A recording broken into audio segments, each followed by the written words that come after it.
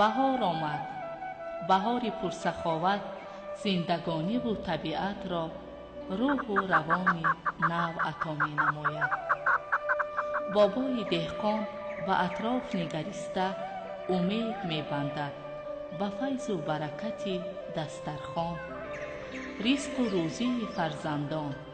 شکر می گوید با تحمل، اندیشه و اخلاص، نیتی پاک و آرزوها. بهار هر سال می آید، ولی طبیعتش این است که ما انسانها را هرگز ترک نمی گوید و از خود در همه جا نقشه و نشانی می گذارد.